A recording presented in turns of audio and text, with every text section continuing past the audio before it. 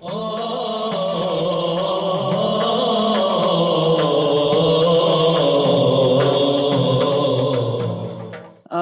ar-Rahman ar-Rahim. Alhamdulillahi Rabbil Alameen. Wa sallallahu wa sallam ala Sayyidina Muhammadin wa ala alihi wa sahbihi wa sallam.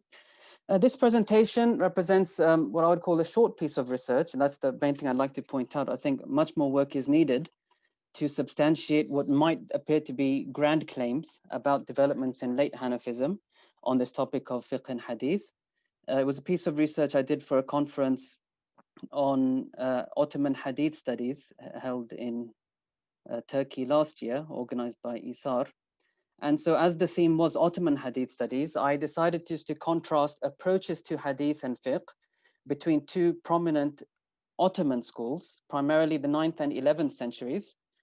Just one 12th century usuli I've thrown in. Otherwise, it's basically across 2 centuries, the main investigation. And these two Ottoman schools, they both draw their chains and their authorities and their teachers primarily from the high classical school, which was centered in Central Asia, Central Asian Hanafism, which flourished as the main source of, or the most influential source of Hanafi authorship and teachers between the 5th and 7th, certainly 5th and 7th Islamic centuries for sure. So I call this period the early classical school, and it picks up, I think, very nicely right from where Shaykh Isam's presentation ended today. On this high mature, after these developments, if you like, the mature articulation of usul and then the commentary tradition, which really influenced and became the main sources of reference for all the Hanafi scholarship thereafter. And so what I do in this presentation, and what I will be trying to do today very briefly, is to present just key ideas in Hanafi usul to do with hadiths. Again, I'll be quick because a lot has been presented today. In the early classical tradition, i.e. the usul tradition of the 5th and 6th centuries from Central Asia, and just a brief remark on how the commentary tradition dealt with hadiths as well. And then I'll be going into investigations with usul writers and commentators in Egypt and Rumelia, the Ottoman heartlands, to see how usul al-fiqh developed around some key issues to do with hadith, and then how commentary traditions developed and how they used hadiths. And so we'll be able to draw some very clear patterns of developments in Egypt and the lack of developments, if you like, in Rumelia. And then we can reflect on maybe opportunities for further investigation. My very simple conclusion is that the early classical school, this very mature expression then of the Hanafi tradition in commentary and in usul, presents a distinctive approach to hadiths. It's not one that's mimicking, as my colleagues have presented today, it's not mimicking the non-Hanafi wider hadith tradition. It's a very distinct idea embedded into wider discussions of epistemology. B, or two, what I'm calling Egyptian Syrians, that's what's ones, I call it Egyptian for short, because it seems the main influence was in Egypt, but they come together, i.e. the pre-Mamluk realms that the Ottomans conquered. So what I'm calling the Egyptian Syrian school, they pursued a very unique and new project, which was an attempt to bring Hanafi doctrine in line with the prevalent studies of traditionists. And I'll show how that happened. And then the other group, I call them Anatolian Rumelian, but I'll in short call them Rumelian because the main activity was around Istanbul.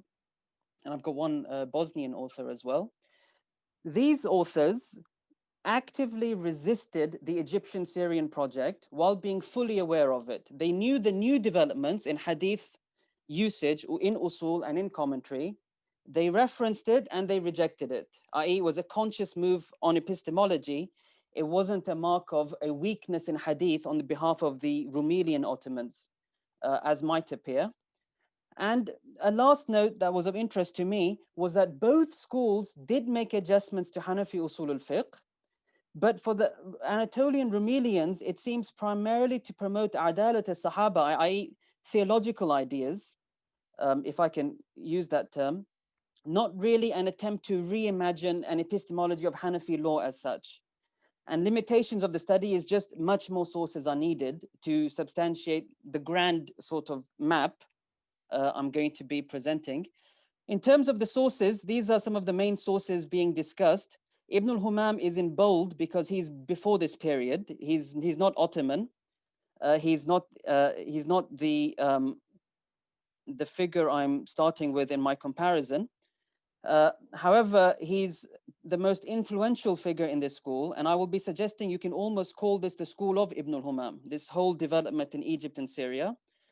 Then the Ottomans are presented. Ibrahim al-Halabi is in bold only because he had a very prominent teaching tradition in Istanbul, and yet I'm categorically putting him in what I'm calling the Egyptian Syrian school, not in the Rumelian school where he lived and taught and died.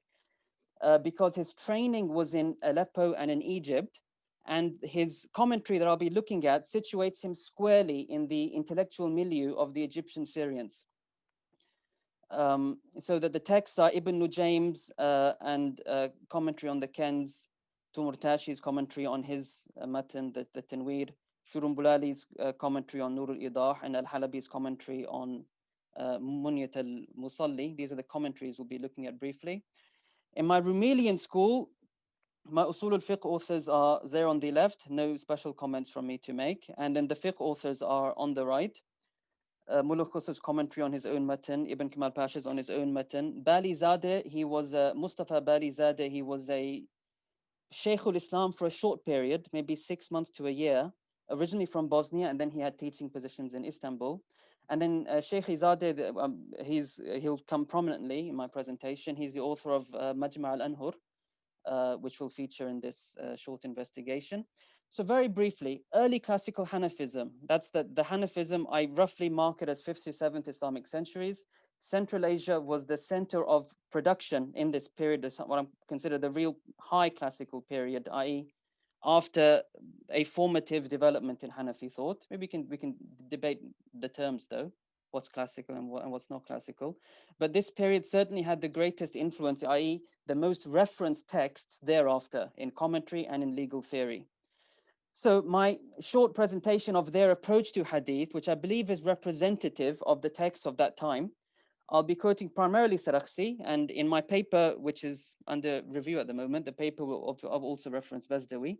And then the Hidāyah of Burhān is a brief reference, but it applies also to all of to the main commentaries of that time. What we'll basically be seeing is the fiqh works are filled with unreferenced hadiths, and I'll talk about that, and an alternative fiqh-based method for verifying reports. So I call the Hanafi theory of reports fiqh-based and salaf-based.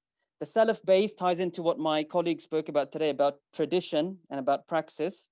And fiqh-based was hinted at also, not more than hinted at by Shaykh Isam, which was this reference to a rational legal process in thinking about reports. So I call it fiqh-based, salaf-based, and also call it hadith-friendly, but that's a topic for another day. Just 3 areas I want to highlight, both because it's key areas where Hanafis stand out from the non-Hanafi tradition or the traditionist tradition, and also because these are areas I'm going to see some change in some of them in the Ottoman period within Usul al-Fiqh. So within chains of transmission, they have no real emphasis given to the fact that chains are meant to be connected. And so they categorically accept the mursal of the first 3 generations, meaning you can drop 3 people, or how would they define generations can be discussed. But what they call the first 3 generations, you can drop all sorts of people in that time, and the hadith isn't weakened thereby, because these other methods, fiqh-based and salaf-based methods, are going to be used to analyze the veracity. And then they even debate, what about a mursal of subsequent generations? They even are tolerant of them, with a bit of a debate between Ibn Abban and Karhi. So anyway, so the main thing is there's no focus on connected chains at all. When it comes to narrators, as Shaykh Isam presented today, they distinguish between narrators, and these are actually Sahaba narrators. The only ones they give examples of Sahaba narrators, which in the traditionist presentation, the Sahaba are beyond a question. They're the axiom on which the rest of the science is built. The narrator critique in the Hanafi usul, it's about the Sahaba and differentiating between them based on precision, based on fiqh, and based on being known. Were they known for a sort of suhbah or not, which is the last category. And then they have some different rules and differentiations there. And the last thing that's fascinating is when they speak about al-jarh, if a hadith critic says so-and-so is matruk, so-and-so is kadhab, so-and-so la yuhtaj bi hadithihi, and things of that sort. The way they present it is that they present an approach to the jarh tradition in a way to minimize its effect and therefore its importance. So they say we will not accept the jarh of any critic from the Ahlul Hadith unless the jarh is qualified. Like, why is he majruh? So Yahya ibn Ma'in saying he's matruk means nothing. Ahmed saying matruk means nothing. Give me a reason. That's the first one. Number two, it must be a point of agreement. It can't be he used to run after horses, or he ate on the street. Give me something that's serious that we want to agree with you on.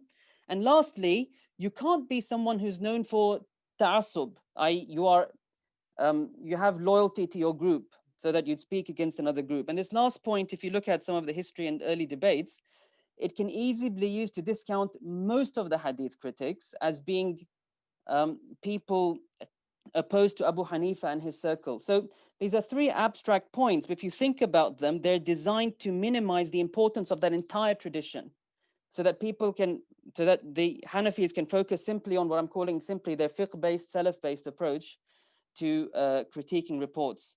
That's in the level of usul, the three key example areas I want to trace some developments on. On the example of legal commentary, just a simple observation, only one slide here, that their fiqh works, Hidāyah as an example, but also Badā'i', also Qadi Khan's commentary on Jami' Saghir, the entire commentary tradition really of the Central Asian school, of the high classical school, we find that these fiqh works are filled with hadith. So first of all, there's a real passion for hadiths, a real interest in using hadiths to uphold arguments which support legal cases, but they're never referenced, not Bukhari, not Muslim, not Tirmidhi, not Abu Dawood. They're very often with wordings you will not find in hadith collections. You find no real interest in hadith terminology of sahih and da'if and maqtu' and mawquf and mursal and things of that sort. And then the question arises, why are you going to defend your legal cases with hadiths if you make no effort to strengthen the hadiths, neither with hadith sources, hadith books, hadith terminology? And so in brief, it appears that the general approach, this fascination for hadiths without trying to reference any of the traditionist corpus to strengthen those hadiths, you could say in very brief, it stems from a conviction that Abu Hanifa's legal cases are from an established sunnah, i.e. he's following an early precedent, praxis, etc., as my colleagues have presented. And so this hadith accords with that. And so this hadith clearly it's good. It accords with what has come from this early praxis, and it might well be an origin. It's a statement from before that might well have been a case for it. So it's a bit circular as it sounds, unless you unpack it, but it appears the hadith is strong because it accords with Abu Hanifa, and Abu Hanifa is strong, and we have a wonderful hadith that supports him. It sounds circular, and it takes a bit of thinking of how to break that circle, but that's how they're used. It's appeared to be used within commentary. Now, last question, were these Central Asian, these authors of the classical period, early classical, were they ignorant of well-known hadith compilations? Is that why they're writing like this? The answer categorically really has to be no. If you just look at the career of the author of the Hidāyah, he's somebody who had a fascination in studying hadiths. He attended a full samā' of Tirmidhi's Jami'. He has an ijaza also in Tirmidhi's Jami'. He traveled to Maru to hear parts of Sahih Bukhari, large parts of Sahih Bukhari from the most famous hadith narrators of that time. He narrates so many people he narrated hadiths from. They were interested in hadiths. It was part of their pious endeavors. They were interested in hadith books, the well-known collections of traditionists. And so it's not out of an ignorance, but it's out of a sort of conviction that in the fiqh tradition, the hadiths conveyed in that tradition are more worthy of mention. And this again can be unpacked further, but this is not the time right now. And my colleagues have done an excellent job as well presenting some backgrounds, that it's part of a particular vision of how hadiths and fiqh interact that fuels, again, those usul and those furu' works. Very, very quickly then, so what took place thereafter in these two Ottoman schools? So what I found by comparing these usul works was that Mullah Khusro, a great Ottoman scholar from Rumelia, he followed this early classical school exactly, letter by letter, in his famous usul work. But the other Rumelian Hanafis made changes to what I've just presented, in a way that agreed with the Egyptians, who I'm saying are the ones who opened the doors for a new engagement with hadith in these late Ottoman tradition. Now, what were the changes? First of all, what's fascinating is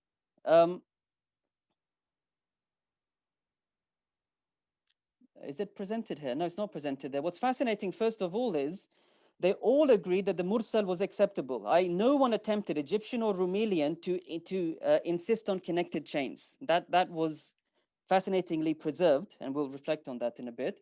In terms of narrators, all of them, other than Mullah Khusro, decided to move away differentiating between Sahaba based on fiqh. And they all preferred the position that it was enough that they're well known for dabt. Don't differentiate Abu Huraira from Ibn Mas'ud. And this leveling the ground, moving away from this critique between the Sahaba, you could say it's because they want to develop their hadith thought, but as I'll be showing, the Rumelians didn't develop it at all in their commentary. And so all I can think of why the Rumelians would be interested in this discussion and modifying it, it appears to me, like I said, primarily a sort of theological stance that not to get into that topic anymore amongst the companions. They're all great, they're all well known. We're past that time now to have to differentiate Abu Huraira from so-and-so. So it seems more of what I'm calling a theological impetus, at least for the Rumelians, more than an attempt to develop hadith theory, as I'll be showing. Another development that's fascinating, that again, Rumelians and Egyptians made, which really opens the floodgate for traditionalist Ahl al-Hadith literature to come fully into fiqh now, was that they said, we will accept the jarh criticism of any imam who's known for expertise, even if unqualified. So if Ahmad says matruk, if Abu Zur'a says la yuhtaj bi hadithihi, that's a hujjah, it's strong. We will drop that critic, we'll drop that narrator. It's fascinating. It has huge consequence to actually open to allow this to be a valid form of critiquing reports. It has huge consequence. And again, I'll be showing that the Rumelians didn't do anything with this in their own hadith engagement, which again shows it seems part of a wider, you could say a Sunni statement to say, no, these are well-known sources, that the well-known hadith books, they're sacred, they're sources of our religion. And the imams that went into them and critiquing them, we recognize their expertise. It seems more of a recognition of a sort of Sunni acceptance than a real attempt to change anything in fiqh. That's on the part of the Rumelians that we'll be studying. Whereas the Egyptians, they ran with this idea and they tried to reimagine how hadiths relate to fiqh, as I'll be showing in my very short case study. So in conclusion, and a shift to allow the jarh of Rijal books. Fascinatingly, inqita' is still not a problem in the first few generations. Now, Ibn al-Humam, he appears to be the first person to try to apply these new standards, really taking seriously the hadith tradition of the Ahlul Hadith as a standard for evaluating evidence within substantive law, within legal commentary. And it appears the Egyptian school, what I'm calling Egyptian Syrian, is a response to his work. And the Rumelians were conscious and they did not take part in this movement. So just two simple case studies. One is how hadiths are used in the chapter of Sunan al-Wudu. Why this chapter? Because primarily it can be rationalized, but primarily it's upheld with hadiths. That's a sunnah because of this, because of that. So just how are they using hadiths in general across these 8 commentaries, 4 Rumelian and 4 Egyptian Syrian. Again, Egyptian is my short for Egyptian Syrian. What I'll find, just in brief, is that the Egyptians, some of them extensively quoted hadith evidence, some of them just a little bit. Tumurtashi was the least in my case study. But all of them had a feature, which was they strove to use wording of hadiths which corresponded to the wordings of well-known hadith collections. That's the least of what they all did. A sort of taharri, or an effort to find the best wordings on the standards of the well-known hadith collections of the traditionists. And some of them engaged heavily in hadith criticism, quoting the authorities of the Ahlul Hadith as absolute authorities in hadith criticism. And then we'll see that the Rumelians ignored all of this. Either they didn't even quote hadiths, even less than the Central Asians, sort of like no need for hadiths in these chapters. And those who did, and the best example was the latest of these, Shaykh in Majma' al-Anhur, he sticks to the wordings of the early Hanafis. He ignores all of the hadith collections, i.e., he sticks close to the method of the early classical school. So here's an example of someone who's really heavy. The one who was heaviest in this hadith engagement was Al-Halabi in his Sharh on the Munya. So he's quoting, as you can see, there's a hadith, he's quoting Abu Dawood, he's talking about inqita', then quoting Hanafi usul, saying, we don't care about inqita', that's okay. He quotes another version, and someone is majhul, then he quotes hadith critics as authorities to lift jahala, quotes Ahmad in supporting a hadith. We have a hadith he quotes, he weakens it through someone being matruk. Again, it's a general, non-specific accusation. What you find interesting is he's copying his hadith discussions from Ibn al-Humam, this earlier Mamluk author who I said is like the Shaykh of this school, but he ignores anything about Ibn al-Humam's own position, that Ibn al-Humam actually felt that saying Bismillah was wajib in wudu. So the Egyptian school is not at all copying. It's a very, depending on the author, of course, a very alert, critical engagement with the school of Ibn al-Humam, as I'll be showing. So, for example, Ibn Nujaym, in his commentary on this topic, has a long back and forth to reject Ibn al-Humam's attempt to follow the hadith evidence and saying Bismillah is wajib. He quotes his own hadith, he quotes Ahmad. So you get a very distinct feel, which you will not find the like of at all in the fiqh commentary before this period. Another example of the takhleel, again, look at the sources he's quoting, look at the terms he's applying.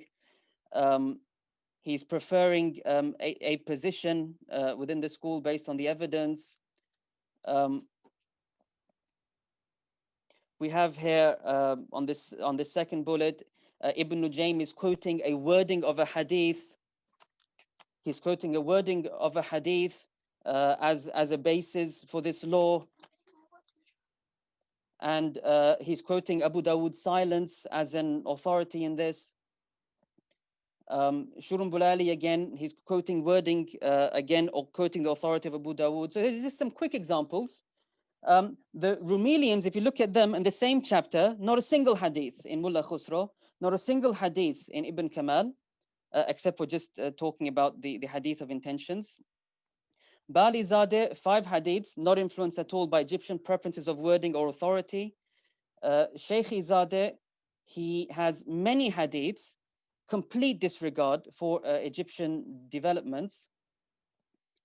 So for example, again, Shaykh Zadeh, he quotes the exact wording of the hadith of as quoted in the Hidāyah, despite the fact that Ibn Humam quotes shows that this is a weak hadith completely. We have Shaykh Zadeh, for example, quoting the Siwak. He's quoting regular practice despite the fact that Ibn Humam says there's no such thing as regular practice established. He quotes a hadith with a wording despite the fact that everyone says the stronger wording is something else. So you can see complete disregard for the hadith developments in the Egyptian school. Again, here's another hadith, again, despite the fact the Egyptian school has clearly weakened it. But what's fascinating is these writers who are rejecting the hadith developments are fully aware of the developments in the Egyptian school. So for example, Shaykh Zadeh, who's ignoring Ibn Humam hadith after hadith, he quotes, whether it's Al-Kamal, Ibn al-Humam, Al-Fat, if you just do like a word search on an electronic copy, he quotes this book about 30 times in the chapters of purity and prayer. So he's really engaged with Ibn Humam, really deeply reading him, and yet ignoring him utterly in all the detailed hadith critiques, except for just one mas'ala, where he gave some interest to a hadith analysis. So you can see what I'm calling conscious rejection of those developments. The last thing in the case study was, where was doctrine developed on the basis of hadiths between Egyptians and Rumelians? And again, I'll find just 3 short case studies. Egyptians preferred doctrine within the Hanafi school based on hadith evidence. Rumelians did not make this movement. One is the example of, do you have to place your hand and knees on the ground in prostration? The transmitted school doctrine in the well-known text is that this is a sunnah. Ibn Humam prefers wujub based on a hadith, and he's followed in this by Ibn Nujaym and Shurun Bulali. Al-Halabi, he's a bit more in between. He supports, but he also presents a possible counter-argument to this. And again, this is a case where where the well-known doctrine is purely on Sunniya, and so that's how they've reacted to that. There's the example of, do you have to stand after bowing, or can you go straight from bowing to prostration? So the well-known doctrine of the classical school is standing is a sunnah, it's not an obligation. Ibn al-Humam prefers that it's wajib based on his evidence, and they all follow him on this. And here there is a transmission of early doctrine that supports this. So these three case studies are interesting. In the first example I showed you, there was no well-known early doctrine to support Ibn al-Humam's position. So you find Halabi is in the middle. In this situation, there is a well-known doctrine, but it's not, there is a known doctrine from the early school, but not the well-known accepted one. So they all went with Ibn al-Humam here. And in the third case, what if a person forgot to sit in his first sitting, and he almost stood up and then remembered and then went straight back down? So what's fascinating here is that, I've just hit my time now, actually. I'll inshallah finish in just 2 minutes. Apologies to Shaykh Tabriz. So what happened here is that again, the well-known doctrine of the classical school and its mutun is, if you're closer to standing, keep standing. If you're closer to sitting, keep sitting. And Ibn al-Humam argues, no, as long as you haven't fully stood, go back. It's a small distinction. His argument is based on hadith evidence, and also by, in fact, Sarakhsi says this is Zahirul Riwayah, and it's fascinating, the classical school didn't follow it. And so here all of them went, because it's the strong transmission of school doctrine and also strong transmission of hadith. And so they all went to prefer this position. Whereas the Rumelians didn't make this change in any of these positions at all. And again, they're reading the Egyptian school, certainly the later Rumelians. And they argue for their cases based on the rational arguments that are well known from the early classical school. Why don't you have to place the hands and knees on prostration? Because the meaning of prostration is not connected to hands and knees. It's about lowering your face onto the ground, your head onto the ground. A well-known rational approach. Why is standing after bowing a sunnah and not an obligation? Again, they're rejecting this movement, and they're using, if they are arguing, well-known rational arguments from the early school. Because Ibn Khus is using a simple idea that this standing is supporting something which is not fard, and so it's not wajib, and so it's using these rational ways to analyze acts of worship. What if one is closer to standing and not fully standing? This third case study, again, simple rational arguments. If you're closer to something, then that's closer to the state that you're in. Again, well-known rational arguments that purvey and that you find throughout Hanafi commentary works. So simple conclusion. Sorry, I have been speaking a little bit fast, but inshallah, you're all well alert after that wonderful song we heard before this presentation. So in short, then, Egyptian Syrian Hanafism is deeply influenced by what I'm calling Ibn al-Humam's project. Now, Ibn al-Humam is not the first one to show an interest in hadith. It's clear that the Egyptian Syrian milieu has a great interest in hadith, contemporary to Ibn al-Humam and before Ibn al-Humam. But he seems unique in really taking it seriously, these developments, and trying to incorporate them into Hanafi legal theory, and incorporating that developed legal theory into the substantive law, the discussing legal commentary. But what you find is what I'm calling a careful engagement, a living engagement. And probably the clearest case of this was Al-Halabi, who quotes this principle in his commentary on one of my cases, that we shouldn't leave school narration, or rather we shouldn't leave textual evidence if a school narration supports it. He's trying to bring Ibn al-Humam in harmony with the larger tradition. And he shows a really smart engagement out of all of them. I felt he struck me the most. He's even quoting more hadith evidence that's not in Ibn al-Humam, that's not in Aini, that's not in Zayla'i. So he's even, I don't know what other sources he was using, but I found him the most really interested in the usul part of this project in his commentary. The Rumelians were not influenced. They were quoting Ibn al-Humam. Al-Halabi had a wonderful career in Istanbul, so they're fully aware.